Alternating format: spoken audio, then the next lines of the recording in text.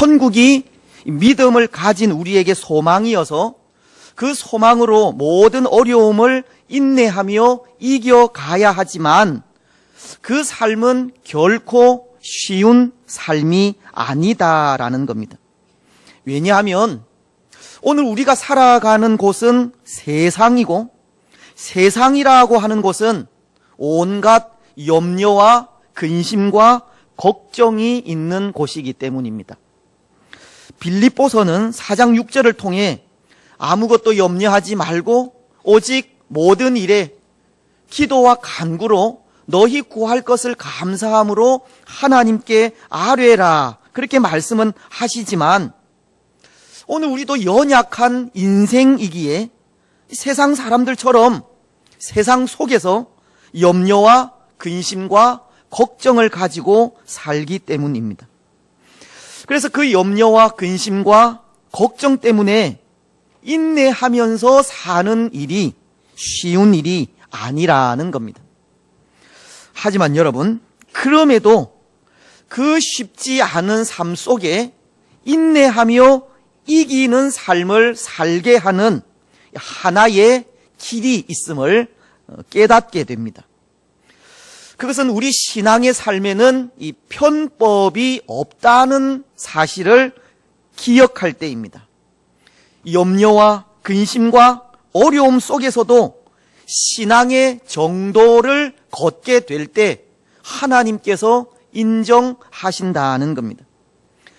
비록 이 어려운 시대 속에 인내하며 사는 삶이 쉬운 일은 아니지만 말씀이 가르치는 대로 정도를 걸을 때 약속하신 하나님의 복을 받을 수 있다는 겁니다. 마태복음을 보면 7장 13절과 14절은 이렇게 기록을 하는데요. 좁은 문으로 들어가라. 멸망으로 인도하는 문은 크고 그 길이 넓어 그리로 들어가는 자가 많고 생명으로 인도하는 문은 좁고 길이 협착하여 찾는 자가 적음이라. 때로 사람들은 힘들고 어려운 삶 속에 이 넓고 큰 문을 찾아서 들어가려고 하지만 결국 그 문은 멸망으로 인도하는 문이라고 합니다. 우리 신앙의 삶에는 이 편법이 없다는 겁니다. 힘들고 어렵지만 그럼에도 하나님께서 원하시는 길을 걸어가야 하고 좁고 협착한 길이지만 그럼에도 소망을 가지고 인내하며 걸어가야 한다는 것입니다. 그렇습니다. 오늘 우리에게는 오직 한 길만이 있을 뿐입니다. 하나님의 약속을 바라보고 힘들지만 인내하고 어렵지만 순종하면서 좁은 길 신앙의 정도를 걸어가야 합니다. 그것이 이 시대를 이기는 길이고 그것이 천국 백성의 삶입니다. 하지만 오늘 우리는 그것을 잊어버릴 때가 많다는 겁니다. 힘들지만 하나님의 약속을 의지하고 또 어렵지만 좁은 길을 걸어가는 것이 바른 길인 줄은 알지만 그 길을 걷지 않을 때가 많다는 겁니다. 소망 가운데 인내하지 못할 때도 있습니다. 바로 염려와 근심과 걱정이라고 하는 문제에 부딪힐 때입니다. 현실이 기다리고 있을 때입니다. 여러분, 오늘 본문 속의 아브라함도 보십시오. 아브라함도 현실이라고 하는 장벽에 부딪히게 되었고 그 현실 앞에 흔들리는 모습을 보이고 있습니다. 편법도 사용하고 있습니다. 여러분, 오늘 이 아브라함에게 찾아온 현실, 어떤 일입니까? 우리는 지난 시간에도 아브라함에게 찾아온 현실 하나를 생각했었는데요. 그것은 아브라함이 하나님의 약속을 믿고 찾아온 가나안 땅에는 이미 가나안 사람들이 살고 있었다는 겁니다. 그는 창세기 12장 4절을 통해 이에 아브라함이 여호와의 말씀을 따라갔고 하나님의 부르심에 응답하여 가나안 땅에 들어갔지만 그곳엔 이미 6절 말씀처럼 아브라함이 그 땅을 지나 세겜 땅 모래상수리 나무에 이르니 그때에 가나안 사람이 그 땅에 거주하였더라. 그 땅에는 이미 가나안 사람들이 살고 있었고 그 땅의 사람들과 살아야 하는 땅 때문에 서로 전쟁을 해야 할지도 모르는 그런 상황이 기다리고 있었던 겁니다. 그것이 아브라함이 당한 현실이었습니다. 그런데 오늘 말씀은 또 하나 그를 기다리던 현실이 있다 하는 것을 가르쳐 줍니다. 10절 말씀은 보십시오. 그 상반절에 이런 기록을 하는데요. 그 땅에 기근이 들었으므로, 그 땅에 하나님께서 약속하신 그 땅에 기근이 들었다고 합니다. 먹을 것이 없다고 합니다. 여러분, 이 상황 역시도 좋은 현실은 아니지 않습니까? 염려와 걱정거리가 될 수 있는 일입니다. 하나님께서 약속하신 그 땅에, 약속을 의지하여 찾아온 그 땅에 먹을 것이 없다고 하는 문제가 생겼기 때문입니다. 여러분, 이럴 때 또 어떻게 해야 하겠습니까? 하나님의 말씀대로라면 또 앞서 이 아브라함이 하나님의 약속을 믿고 가나안에 들어왔을 때를 생각한다면 그는 또다시 하나님의 약속을 신뢰하면서 인내해야 합니다. 기근이라고 하는 그 현실 속에서도 하나님께 소망을 두고 변함없이 자신의 자리를 지켜야 합니다. 그것이 좁은 길을 걷는 모습이고 천국 백성의 삶이기 때문입니다. 약속을 의지하면서 사는 사람들의 모습이기 때문입니다. 하지만 이번 경우 아브라함은 왠지 이전과는 다른 모습을 보입니다. 넓고 큰 길을 찾아 헤매는 것 같기 때문입니다. 그는 이번에도 하나님의 약속을 신뢰하면서 변함없이 인내하고 그 어려움을 이겨가야 했지만 하나님께서 허락하신 땅을 떠나려고 하기 때문입니다. 여러분, 계속되는 10절 말씀은 보십시오. 그 땅에 기근이 들었으므로 아브라함이 애굽에 거류하려고 그리로 내려갔으니 이는 그 땅에 기근이 심하였음이라. 그에게 닥친 이 기근이라고 하는 현실 때문에 아브라함은 잊지 말아야 할 것을 잊어버리고 말았습니다. 그에게 찾아온 좋지 않은 현실이 하나님의 약속을 잊어버리게 하고 애굽으로 피신하게 한 겁니다. 근데 여러분, 이런 모습은 누구나가 마찬가지라 생각합니다. 가나안 땅에 찾아온 그 기근에 아브라함이 하나님의 약속을 잊어버렸듯이 오늘 우리도 여러 가지 어려움 속에 하나님의 약속을 잊어버릴 수 있다는 겁니다. 믿음의 조상이라 불린 이 아브라함도 이 고난 속에서 실망하고 좌절하며 낙심했는데 오늘 우리들이야 오죽하겠습니까? 이 답답한 현실 속에 낙심할 수밖에 없고 실망할 수밖에 없습니다. 하나님의 약속을 생각할 겨를이 없습니다. 모르겠습니다. 때로 오늘 우리 가운데 참 아픈 현실 때문에 실망하고 낙심하며 좌절해 있는 분이 있다면 하나님께서 그 마음을 위로해 주시기를 바랍니다. 답답한 현실 때문에 하나님의 도우심을 소망하며 이곳에 찾아 나오신 분들이 있다면 하나님께서 은혜 베풀어 주시기를 바랍니다. 여러분, 누구나가 어려운 상황 앞에서는 좌절할 수 있고 낙심할 수 있으며 실망할 수 있습니다. 하나님의 약속을 잊어버릴 수도 있습니다. 그래서 다른 살 길을 찾아 나설 수도 있습니다. 하지만 여러분, 그 답답한 현실 속에서도 우리가 할 수 있는 일은 있다 생각합니다. 소망을 가질 수 있는 일은 있다 생각합니다. 그럼에도 포기하지 않는 일을 통해서입니다. 다시금 하나님의 약속을 붙잡는 일을 통해서입니다. 때로 살 길을 찾아 떠나는 것도 어쩌면 소망이 될 수 있지만, 그럼에도 하나님의 약속을 붙잡고 현실을 극복해 나아가는 길이 소망의 모습이라는 겁니다. 여러분, 우리 하나님은 감당하기 어려운 시험을 주시지 않는 분이지 않습니까? 하나님은 우리가 감당할 수 있는 범위 내에서 우리를 시험하시고 훈련시키시며 연단하시는 분입니다. 그렇다면 그 말은 아무리 열악한 환경 속에서도 얼마든지 살 길이 있다는 뜻입니다.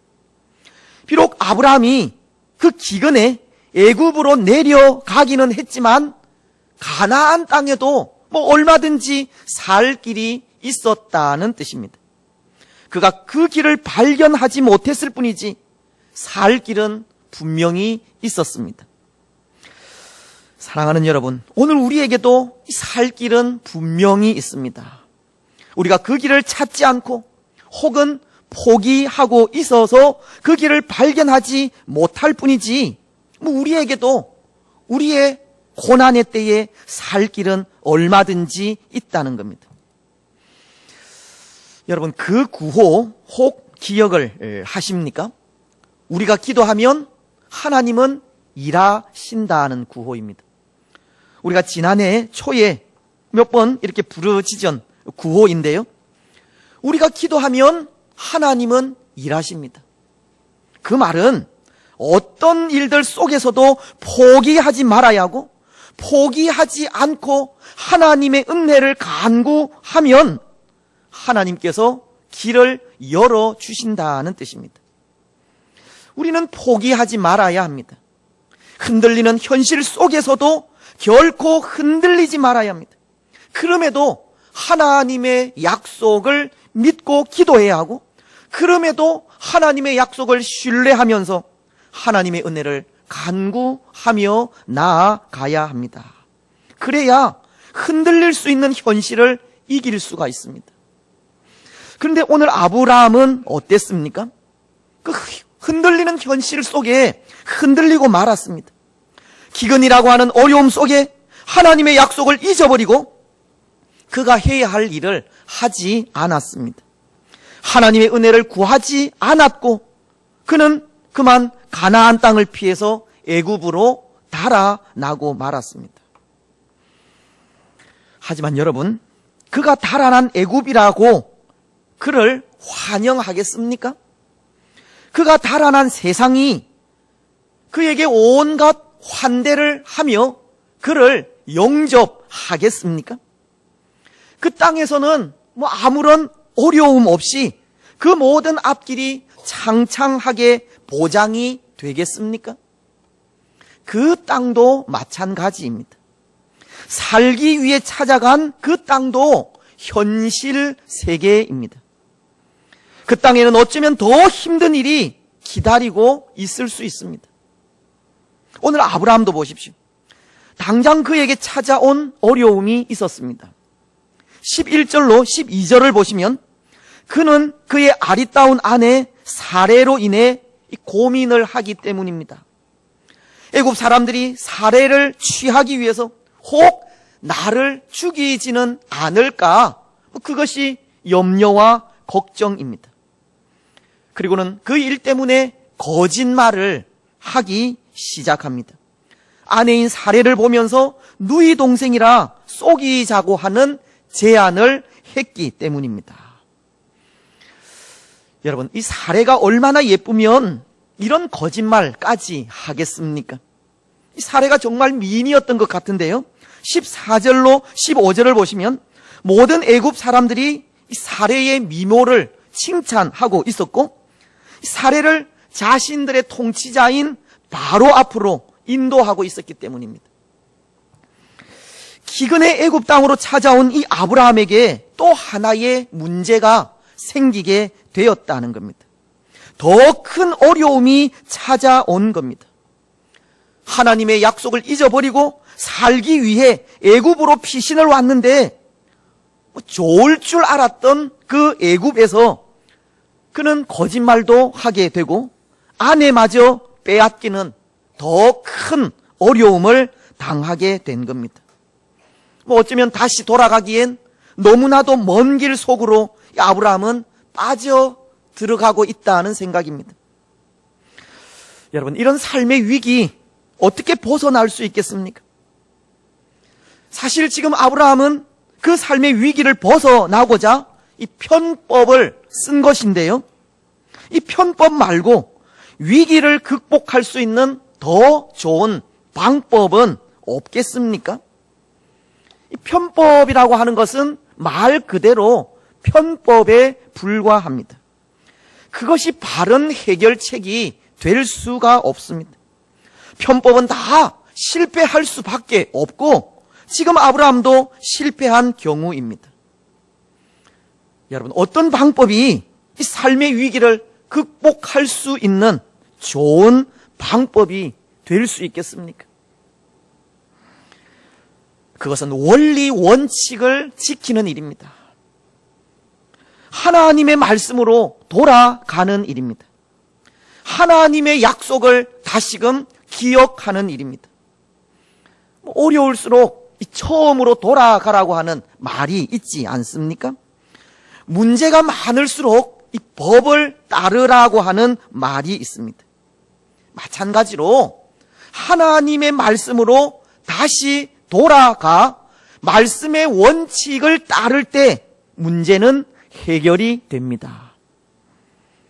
여러분, 처음에 비해 너무 멀리 왔다고 되돌아갈 수 없는 것은 아닙니다. 거짓과 편법이 난무하다고 이 법을 지킬 수 없는 것도 아닙니다. 이미 엎질러진 물이라고 다시 담을 수 없는 것도 아닙니다.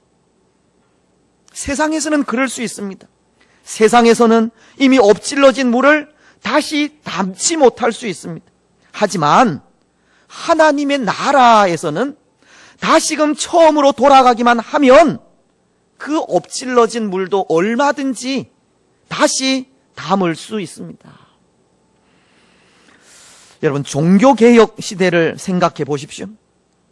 당시 사람들의 그 신앙은 이미 엎질러진 물과 같은 모습이었습니다. 하나님의 말씀이 잘못 가르쳐져서 사람들의 신앙은 이 말씀에 비해서 너무 먼 길을 가고 있었습니다. 성직인 사제직이 매매되는 편법이 있었고 구원을 주는 표를 사야지 천국에 들어갈 수 있다는 거짓된 가르침이 있었습니다.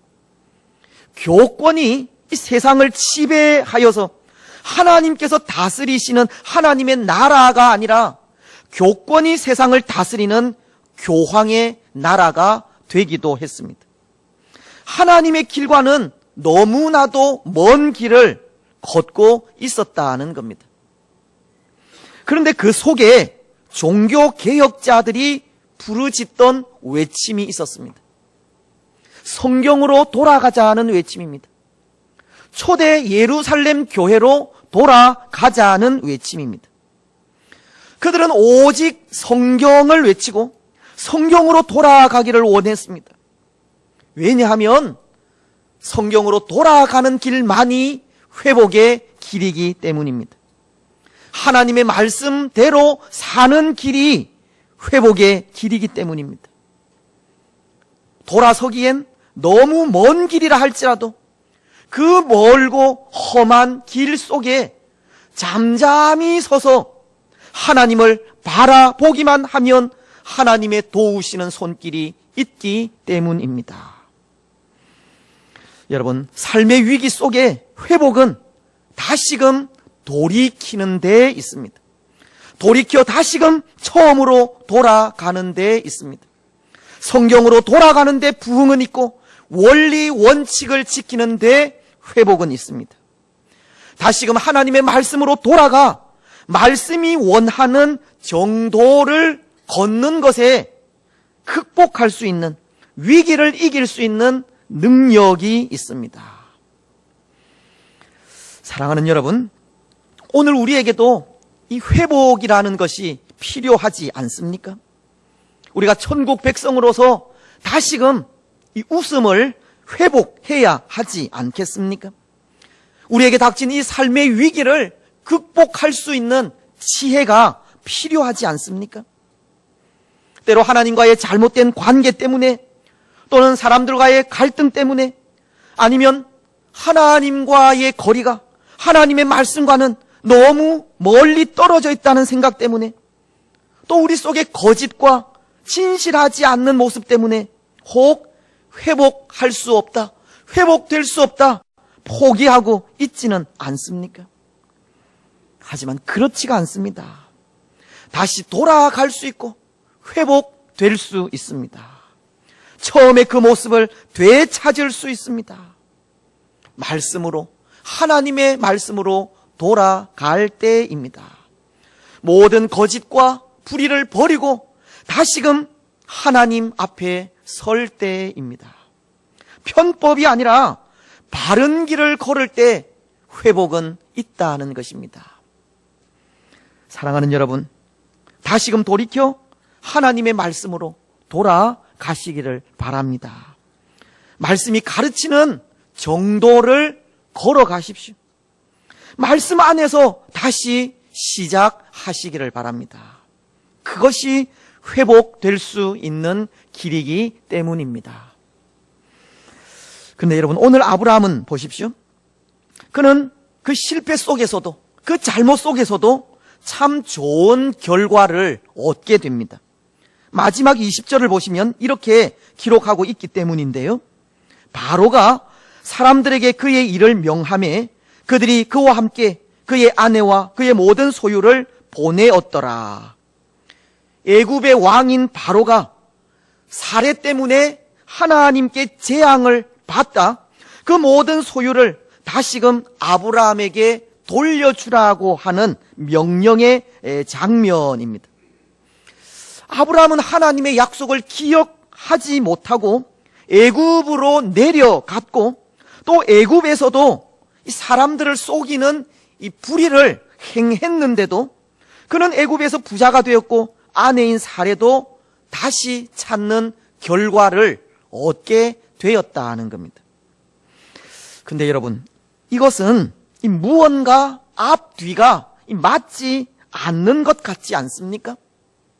이 결과만을 놓고 볼 때 하나님의 약속은 잊어버려도 되고 거짓을 행해도 되는 것처럼 보입니다.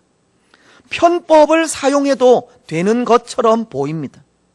아브라함은 그가 행한 잘못 속에서도 복을 받고 있기 때문입니다. 하지만 오늘 아브라함이 이런 복을 누리는 것은 하나님의 약속과 관계가 있을 뿐입니다. 아브라함의 행위와는 상관없이 하나님께서 그에게 복을 주시겠다고 하신 그 약속이 지켜진 결과일 뿐이라는 겁니다. 아브라함의 잘못은 결코 정당화되지 않지만 신실하신 하나님의 약속에 의해서 그가 복을 받은 것뿐입니다. 그렇습니다. 이 아브라함과는 상관없이 하나님의 약속이 이루어졌다고 하는 이것은 오늘 우리에게 하나님의 약속을 의지하며 사는 일이 얼마나 중요한가를 보여주는 또 하나의 모습입니다. 약속에 신실하신 하나님은 반드시 그 약속하신 것을 이루시기 때문입니다. 우리의 행위와는 상관없이 하나님의 약속에 의해 복을 주시기 때문입니다.